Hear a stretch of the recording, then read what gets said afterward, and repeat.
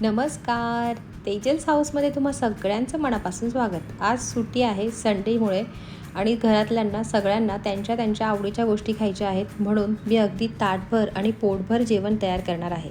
त्यासाठी मी इथे शेवाळ्यांची खीर करणार आहे. शेवाळ्यांची खीर करून घेण्यासाठी मी इथे कढईत 2 मोठे पळी तूप ॲड केलं. तुपावर ड्रायफ्रूट्स छान भाजून घेतले. नंतर इथे शेवया पण छान खरपूस होईपर्यंत, लालसर रंग येईपर्यंत भाजून घेतल्या आणि शेजारीच मी दूध गरम करत ठेवलं होतं. इथे मी अर्धा लिटर फुल फॅट दूध घेतलं आहे. त्यातली मी साय काढलेली नव्हती. ते दूध छान उकळलं की त्यात मी आपण ज्या तुपावर भाजून घेतलेल्या शेवाळ्या होत्या त्या ॲड केल्या. 4 चमचे साखर ॲड केली. नंतर मी इथे 2 वेलची खलबत्त्यात ठेचून घेतल्या आणि वेलचीची वरची टर्कल असते ना, ती चहापत्तीमध्ये टाकायची. त्यामुळे चहाला इतकी सुंदर टेस्ट येते ना. आणि ही जी वेलची पूड आहे ते मी खिरीत ॲड केली आणि मी इथे केसरच्या काड्या रात्रभर दुधात भिजत घातल्या होत्या. ते दूध मी या खिरीत ॲड केलं. त्यामुळे खिरीला छान येल्लोइश कलर आला आहे. तुम्ही बघत असाल किती सुंदर दिसते आपली खीर. इथे खिरीतल्या ज्या शेवाळ्या आहेत त्या छान शिजल्या की खिरीचा गॅस मी बंद केला आणि आपल्याला बट्ट्या करून घ्यायच्या आहेत. म्हणून मी इथे अर्धी वाटी बारीक जो रवा असतो तो घेतला. 1 वाटी आपलं जे नॉर्मल गव्हाचं पीठ असतं ते घेतलं. त्यात अर्धा चमचा मी ओवा ॲड केला, थोडी हळद ॲड केली आणि चवीनुसार मीठ ॲड करून 2 मोठे पळी तूप ॲड करायचं. तूप भरपूर ॲड करायचं आणि तूप म्हणजे त्या पिठाचा रंग चेंज होईपर्यंत ते पिठाला आपण हे सगळे इन्ग्रेडियंट्स छान चोळून घ्यायचे. येल्लोइश कलर होतो त्या पिठाचा आणि मग नंतर पाण्याने ते घट्टसर असा गोळा आपल्याला मळून घ्यायचा आहे आणि तो थोड्या वेळासाठी मी झाकून ठेवला. नंतर आज आपल्याला गटल्यांची भाजी करून घ्यायची आहे.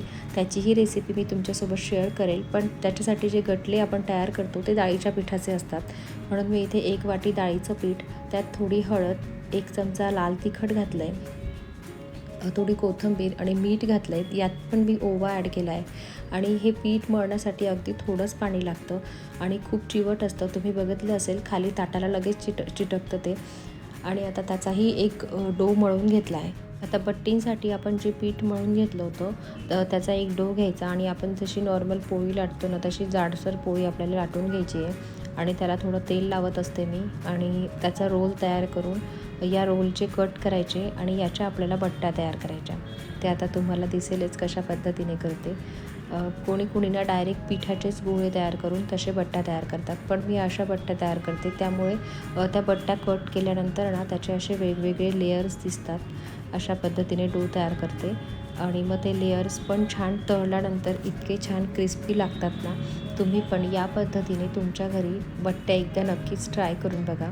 आता मी इथे सगळ्या बट्ट्या अशा तयार करून घेते.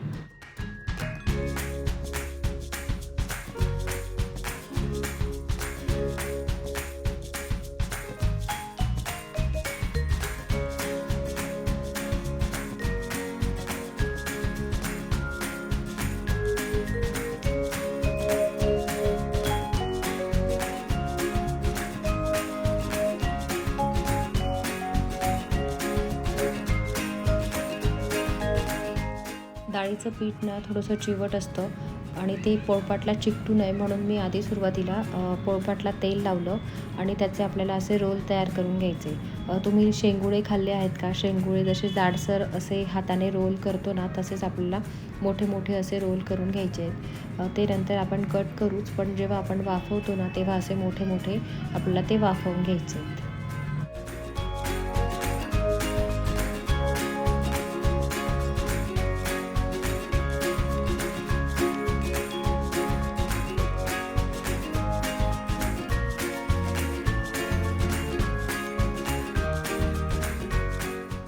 आता आपल्याला हे गटल्यांचं जे रोल आहेत ते रोल आणि बट्ट्या वाफवून घ्यायच्या आहेत. त्यासाठी मी इथे गाळणीला तेल लावून घेतलं होतं आणि खाली कढईत पाणी घेतलं आहे आणि ते थोडंसं आधी म्हणजे झाकून ठेवलं होतं. म्हणजे जी स्टीमिंगची आधीची जी प्रोसेस असते ना ती थोडंसं 5 मिनटं आपल्याला म्हणजे खालचं जे पाणी ना ते उकळून घ्यायचं आणि मग नंतर बट्ट्या आणि ते गटले मी वाफत ठेवलं आहे. नंतर आपल्याला इथे गुळ आमसुलाचं वरण करून घ्यायचं आहे, म्हणून मी इथे 1 मोठी पळी तेल ॲड केलं. त्या तेलात जिरं, मोहरी आणि लाल मिरची घेतली होती मी. लाल मिरची आणि लसणाची पेस्ट मी यात ॲड केली आणि आमसूल पण ॲड केलं आहे. गोड, तिखट, आंबट असं खूप छान टेस्ट लागते या वरणाची.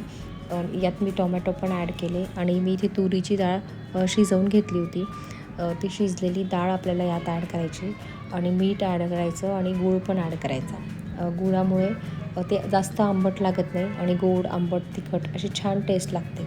नंतर आपल्या बट्ट्या पण छान वाफत ठेवल्या होत्या, त्या वाफल्या आहेत. मी इथे 20 मिनटं स्टीम करून घेतल्या होत्या आणि वरणाला उकळी आली की त्यात कोथिंबीर ॲड केली आणि वरण गॅसचं फ्लेम बंद केलं. आणि इथे आपल्याला गटल्यांची भाजी करून घ्यायची, म्हणून तो जो मसाला असतो ना आपला आमटीचा, कांदा, खोबरं, लसूण, अद्रक, कोथिंबीर ते मिक्सरमध्ये वाटून ते आपल्याला तेलात परतवून घ्यायचं. त्यात मी मीठ पण ॲड केलं लवकर परतण्यासाठी.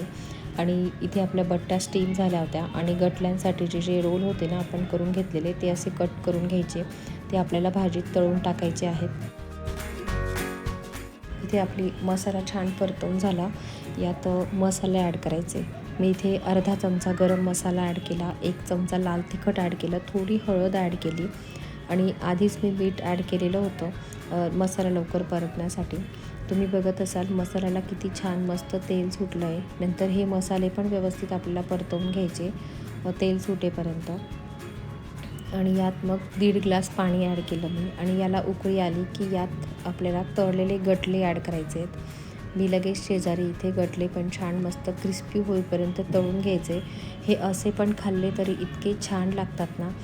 तुम्ही एकदा गटल्यांची रेसिपी पण तुमच्या घरी नक्कीच ट्राय करून बघा. माझ्या मुलाला गटले खूप आवडतात आणि मुलीला शेवाळ्यांची खीर खूप आवडते आणि मिस्टरांना डाळ आणि बट्टी. आपली गूळ आमसुलाचं वरण पण रेडी झालं आहे. नंतर इथे बट्ट्या पण मी तळायला घेतल्या आहे. किती छान मस्त लेअर आले आहेत बट्ट्यांना, तुम्ही बघत असाल. इथे आता बट्ट्या पण तळून झाल्या आहेत. आता मी प्लेट सर्व करून घेते.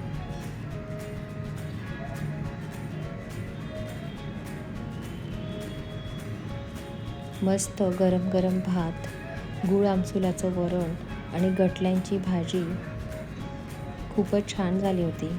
तुम्ही पण असं ताटभर जेवण तुमच्या घरी नक्कीच ट्राय करून बघा.